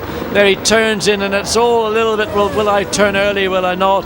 And then the car understeers, then the back end kicks out, and he runs wide again early on the exit of Druids Bend. Czech Republic. Yeah, Czech Republic going for it now on a hot lap here for Jan Charus. He's been racing sports cars the last couple of months and doing pretty well, but it's a different kettle of fish when you're trying to qualify a single seat. Oh, big slide. Well, I tell you what, that was a big escape for Jan Charus, because you do not want to have the back of your car step sideways, and he had a lot of lock applied to keep the car in control. Nevertheless, he maintains the momentum, keeps it running as the clock ticks away. Jan Charus for the Czech Republic. 15th at the moment. This is going to improve him at all? No, he stays 15th, and he did lose some time on that lap. Yes, his best time came in that second segment of qualifying with a 1 minute 15.9. That slide at the back of the car probably would have seen a fairly similar time. Watch as he comes up into Sheen Curve, turns into the corner, and there it clips the curb, runs wide, and then all of a sudden, like he caught a dirty edge of the circuit, and the back end slept out. That's the biggest slide we have seen through the Sheen Curve so far this weekend. That's right. You only need to get a few inches offline through there. We saw it last year. 1 or 2 people went wide in the race, and they were really then struggling to get back on the tarmac. Here is Juan Pablo Garcia for Team Mexico. 20th quickest at the moment, just ahead of Pakistan. And in fact, he's just moved ahead of Indonesia with that lap. Yes, and again, Juan Pablo Garcia, that's his fastest run of the 4 he's had this afternoon. So all the relatively inexperienced drivers have done what's been asked of them. That's go quicker in each of the segments and culminating with their fastest times coming in the 4th. Patience required to qualify well. You've got to wait for the right moment to come out on track. The pressure on the driver. There is Robbie Kerr, and you just sense that pressure, but also relishing it in a way. The opportunity to go out there and show what you can do, but timing is everything, and they're just waiting for the correct moment to come on circuit. Loic Duval looks relatively relaxed at the moment. Again, chatting with the team, he's been so impressive on the occasions we've seen him drive. He hasn't done the whole season, and now of course racing in Japan as well, a very busy schedule. Well, not very many cars out on track. We've got Indonesia and Brazil. We've still got Canada, China, France, Germany, Great Britain, India, Ireland, Italy, Malaysia, Netherlands, New Zealand, Portugal, South Africa and the USA waiting to go out on track. So if they're going to wait much longer with under 4 minutes remaining, the track is going to get very busy and very congested. Of course, that plays into Robbie Kerr's hands, really, because he's the man with the fastest individual lap with pole position at the moment. If people get held up, well, it's not going to hurt him. So he's in the driving seat in terms of having that provisional pole position. Indonesia's Moreno Suprapto, who's got this opportunity, and Ananda Mikkola normally driving the car. Oh, a little bit deep into Surtees. As I was saying, Ananda Mikkola not well today, so Moreno Suprapto, his brother, has been given the chance. Yes, and I think his eyes were going round like donuts because he's never had to do a sprint and feature race in the same weekend. So it's a large task for Moreno Suprapto to carry out on behalf of Indonesia on Sunday afternoon. So it looks pretty neat and tidy at the moment. If he can just keep it that way, he might reclaim a spot from Mexico, of course. That's where their battle is. It's Indonesia versus Mexico for 19th position. So Italy, one of the first certainly to blink. We're looking down the list. Well, Brazil is out. It's got a pretty quick first sector time, personal best so far for the Brazilians in that first sector. So a lot of cars actually, just beginning to come out of the pits. Let's see whether Indonesia can go back ahead of Mexico. Yes, he does. Well done. Moreno Suprapto does manage to nip back ahead of Mexico, so that's a good little rivalry between the two of them. Turns in a replay of him going, and again the back, something sparking at the back of the car. Something has dropped down. Now, we don't know what that is because those are metal sparks of some description, whether it's from a skid block or something. The rear of the car, we've not seen anybody ever have that issue before. Brand new tyres for Great Britain, brand new tyres for Team France as well, and that means the battle is going to be fought all the way to the checkered flag in this session with only 2 minutes and a little bit remaining. Here comes France then. The duel is on between France and Great Britain, but it's not just the two of them because Italy and Germany could play their parts. Well, lock the doors, turn up the volume. This is going to be exciting. With 3 nations, Great Britain's out as well. All coming out together. Yes, indeed, well, they have to. They've only got just under 2 minutes remaining, so they've got to do an out lap and then start their flying lap. So they don't have a lot of time to spare. New Zealand is in a more comfortable position as Matt Halliday drops down into Graham Hill Bend. New Zealand currently in 8th position.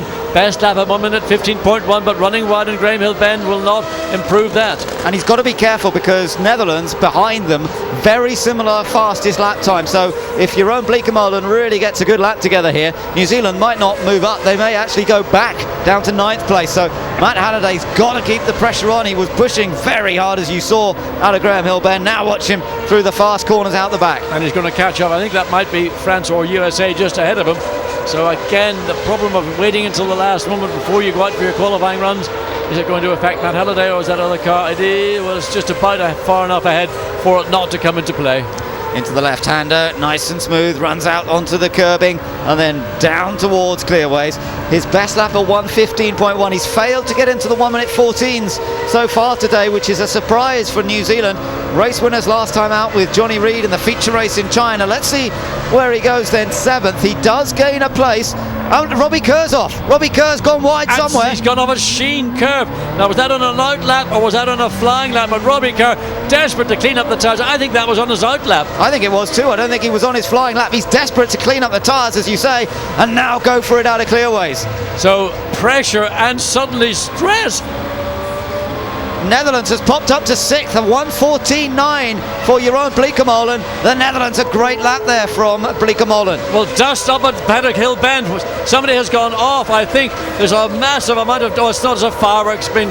Well, what can you do? That didn't have catch your attention. Italy does not claim the top spot back. Italy stays third. It cannot get ahead of France and Great Britain now. So the battle for pole is between Great Britain and France. Perhaps Germany too, but Germany would need something truly special from this lap. He's got a 1:14.5, so he needs to get something at 1:14.3, and that would probably do it.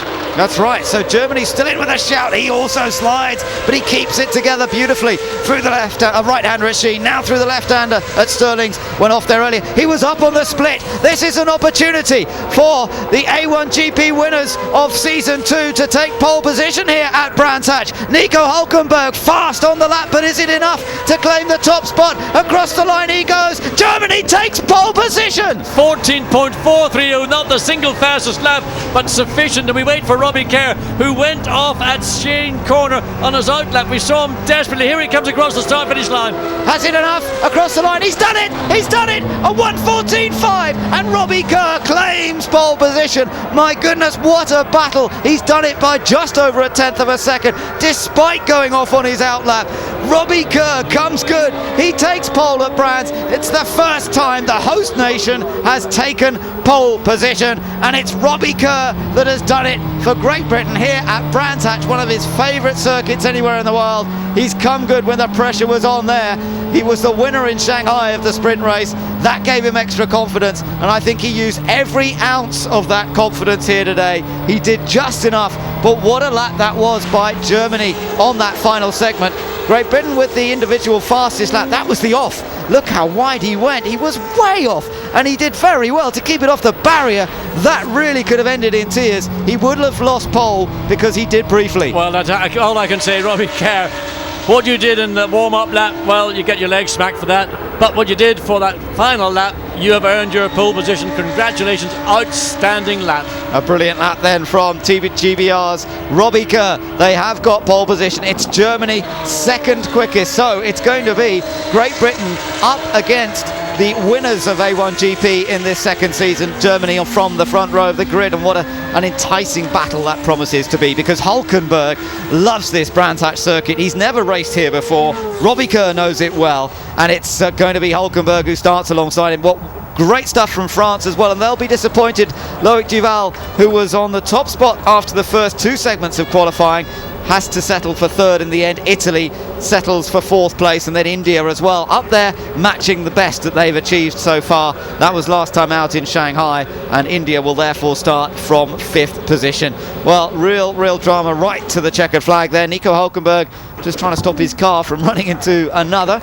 USA, by the way, did a good job on that last run as well. Despite that off earlier, he put in a 1:14.7 on his last run, did Jonathan Somerton, which put the USA car into 11th position, 11th place for Team USA. I think that's a good effort, despite the fact that he could well have been challenging for top four if he hadn't had the earlier accident. Robbie Kerr, thumbs up though.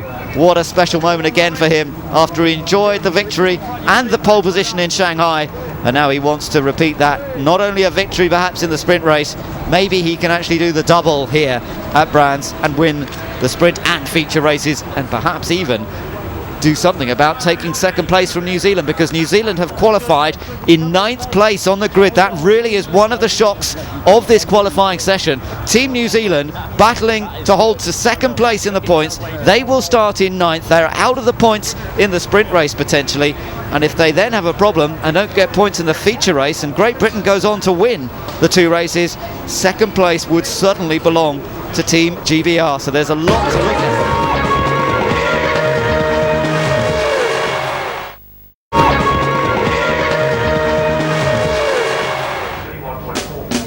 Welcome back to Brands Hatch for A1GP's season finale. Team GBR, would you believe, have pole going into race day. Confirmation then of who finished where. Nico Hülkenberg in Germany on second spot, Loic Duval of France lining up in third. Not raced here before, but impressive in qualifying. Tony Jardine is with the man on pole in the pits, Robbie Kerr. Robbie, come and have a quick chat. You've had us on the edge of our seats there. You went off on your outlap. You went across all the dust. So what the heck happened there? I just had to make it entertaining for you. No, it was just we had to push hard. We knew we did on the outlap, and unfortunately we got held up a little bit on the outlap, and so I had to push hard and just caught the dirt. It sent us off. Luckily, managed to keep it out of the wall and get round for to catch pole, and so it's a fantastic lap considering what happened at the start. But you did that this morning as well. You ran wide at Sheen. You gave us a minor heart attack then. But pole position at home, the final race, here you are in front of your home crowd. What does that mean? It's absolutely fantastic. It's absolutely fantastic. And here's the man, James Robinson, your engineer as well, done a great job all season for Team GBR. Isn't that wonderful for the home crowd and for you? How do you feel? I'm just happy for everybody. It's only 1/3 of the job done though, so we've got to focus on tomorrow now. Make sure we've got a good race car as well as a good qualifying car. Team GBR really on a roll. Definitely, we'll be there. Thank you. Certainly are on a roll, that's for sure. Let's get the thoughts of Ollie Jarvis and Nicolas Lapierre in the studio. Well, Ollie, to you first of all, being a Team GBR representative, how do you feel right now after what just happened out there? I'm delighted for the team, for the boys, and also for Robbie. You know, there was a lot of pressure on Robbie going into this event. You know, the home crowd, home race, and he delivered when it counts. How does he cope with the pressure? Is he quite a calm character? Yeah, Robbie's fairly calm. Every driver deals with it very different, but you find a lot of the top guys, they thrive on the pressure, and that's when they perform the best. He did, however, give us a little bit of a cause for concern. Let's just take a look back at that final qualifying session. Had a little bit of a wobble. What happened there? I think, like he said, just pushing a bit hard. Maybe pressure got to him a little bit, but I'm sure he'll have a bit of a laugh with about that with the boys later on. But all's forgiven because he did the job that he needed to do. And Nico, how impressive, bearing in mind the fact that Germany then went out and very impressively put in a great lap time for GB to come back and do better. Yeah, Germany was not really there on the first and second segment, but on the third and the fourth one they did very good laps, and I think Robbie, his last lap was just unbelievable. After winning off on the outlap, getting the pole position is a really, really good move. Let's also talk about the fact that Team France are still there or thereabouts. A battle raging between Great Britain and France throughout all of those qualifying sessions. Fitting that we have both of you two in the studio here. But what about Team France in third? A little bit disappointed because they have been in pole position for a little while, but the last lap didn't look so great. But I'm sure tomorrow they will be okay. How will France approach race day now then? They are in third spot. How are they going to look ahead to race day? First of all, they need to finish the first race. This is the most important in A1GP weekend because then you need a good position for the second race, and then in the second race they need to push because the only thing they want is get a win. They cannot get a good position in the championship because we have been struggling a little bit, so they want a win to give the team some confidence to finish the year. And do you see Loic Duval being the driver for them next season? I don't know, for sure I'm still discussing with them. It will all depend on how it goes this year, but Loic did a great job at the end of the season, and Jean-Carl Vernet as well was a good rookie, so I think they will have very strong drivers for next season. Well, your team boss has been speaking to Tony Jardine down the pits. Right, Jean-Paul, you haven't had a win all season. You're champions from last year, but you and Loic Duval are really doing a great job at Brands Hatch. Are you a bit happier? I am disappointed because the qualifying was very, very close. It was very nice to watch. It was very tense, and unfortunately we were a little bit slower in the second sector. We tried to improve the car for the last run, but we were still 4 tenths behind in the second sector, and it's where we are, on the screen. Third with 3.9 tenths of a second, so I'm disappointed. Okay, but Loic hasn't been here before. Had those wonderful 3-second places for you. Can you do it in the big race at Brands, in the finale? I really hope so because, we had a bad start of the season. Because of Nicolas Lapierre, who was injured in Monaco and he didn't recover physically at 100%. After Duval came early Jan and starting to do well, but he had to go to race in Japan. So we had a real rookie with Vernet, who's very young, only 19. And now Duval is back. I think he did a great job because it's true that Brands is a fantastic circuit, but for a driver, it's not easy to be very, very, very quick there. And he was, facing Robbie Kerr, who is English, so he knows his garden. And we are used to it because, each time we were coming in the past, in England, the Brits were there, and when we were coming to Po in Formula 3000, we were there. So, you know, but we love each other, and it was a great battle, and very good for Robbie Kerr. And finally, Jean-Paul, a little word for Nicolas Lapierre, because he's up in our studio over there. A little message for him from the shop floor. Oh, from the shop floor, it's quite clear that now Nicolas has recovered 100%. It was a good decision to stop A1 by the end of December. Now he's clear in his mind, and he won in Bahrain 2 weeks ago. And I think that he's back at 200%, and he's going to do a great season in GP2. I really count on him, and I'm very confident that he will do so. Good news is Nico's with us in the studio, and you'll get a lot more from him coming next. We're going to take a short break. When we do come back, more reaction to qualifying. We'll hear from the drivers in pole position for race day, and I catch up with the team boss, whose affinity with this circuit is so strong he even had a corner here named after him. He explains why he had a tough decision to make going into this weekend.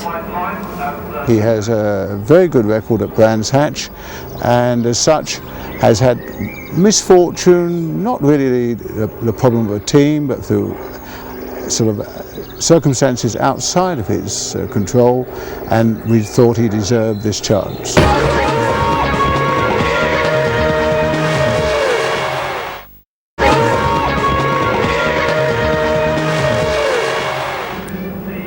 Welcome back to Brands Hatch. Team GBR in safe hands on the track in the shape of Robbie Kerr this weekend. They're on pole. Off it, that's also been the case over the past 18 months with John Surtees at the helm.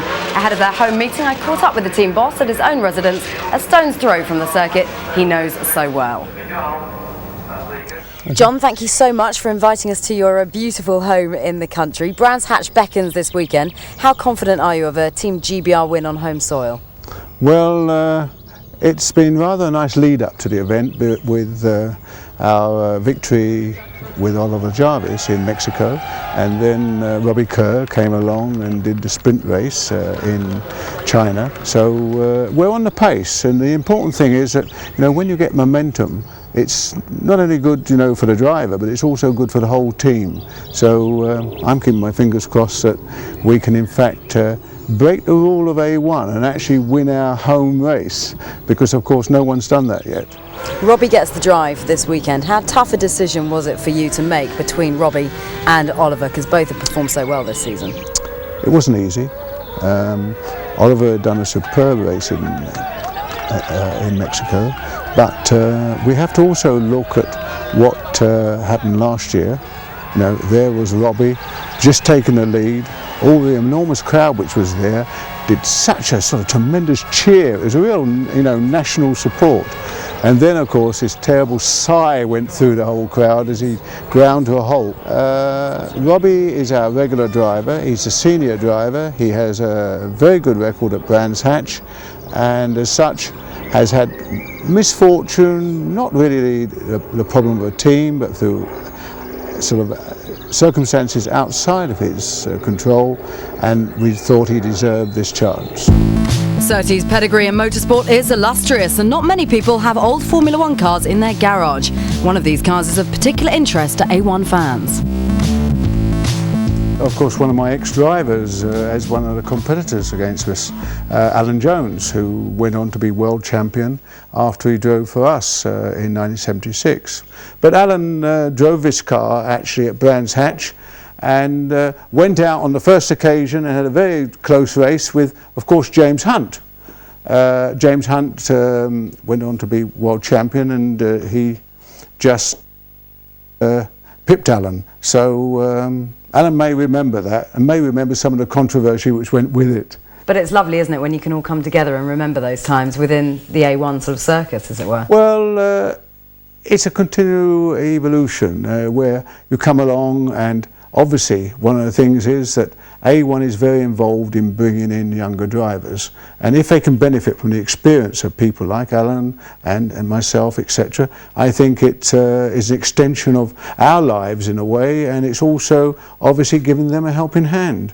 And motor racing is difficult enough. Once you finish karting and you come along and think, oh right, I've got ability, I'm going to go up the ladder, it then becomes very difficult, and A1 has provided a very, very valuable platform on which some of these youngsters can project themselves onto the world stage and hopefully avoid having to sit on the sidelines because they haven't raised the finance. And John, you've been involved since its inception about 18 months or so ago, 2 years maybe ago. What is your future within A1? Are you still going to be playing an active role next season? Can I answer that question after Brands Hatch? Willingly, if you promise. I promise. Thanks very much. Thank you.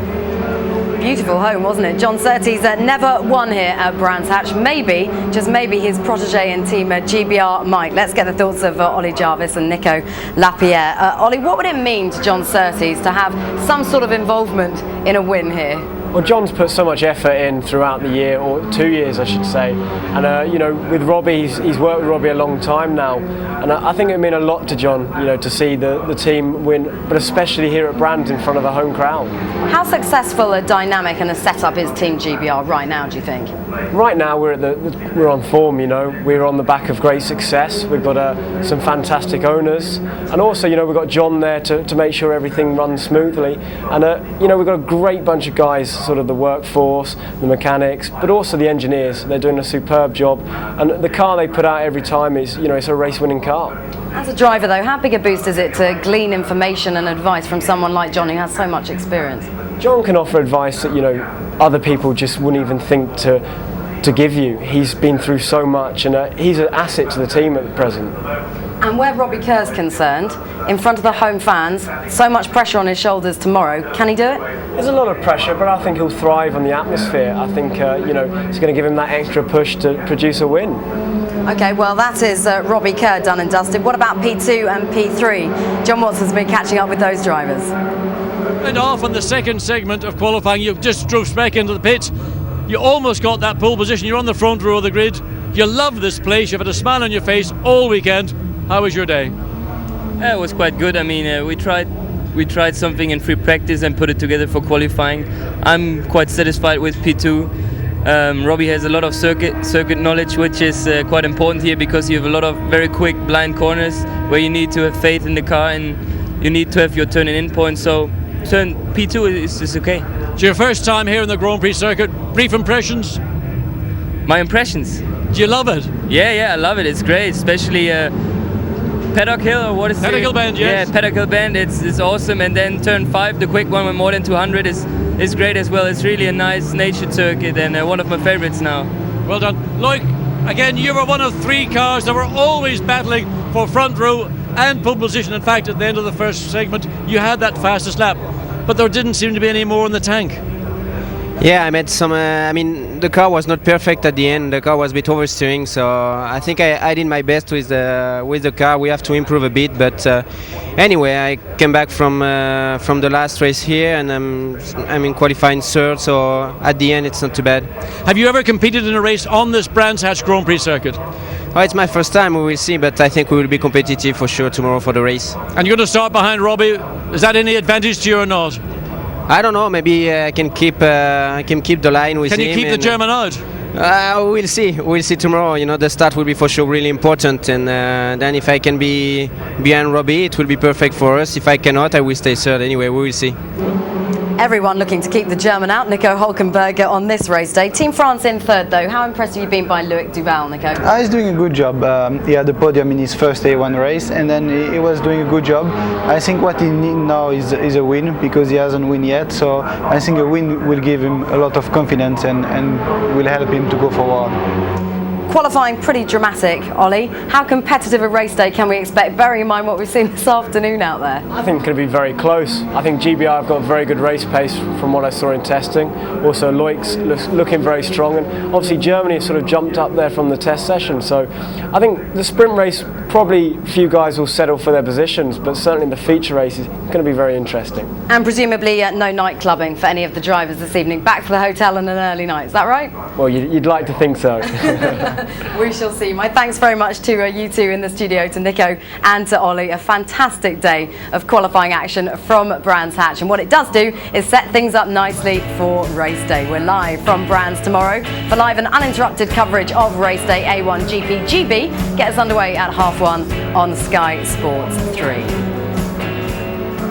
So then the nation expects, and Robbie Kerr is in a position to deliver. See you tomorrow for race day.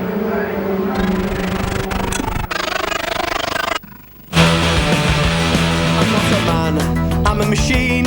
Chisel me down until I am clean. My words are just punches, I'm not sure what they mean. You're asking for commitment when I'm somewhere in between.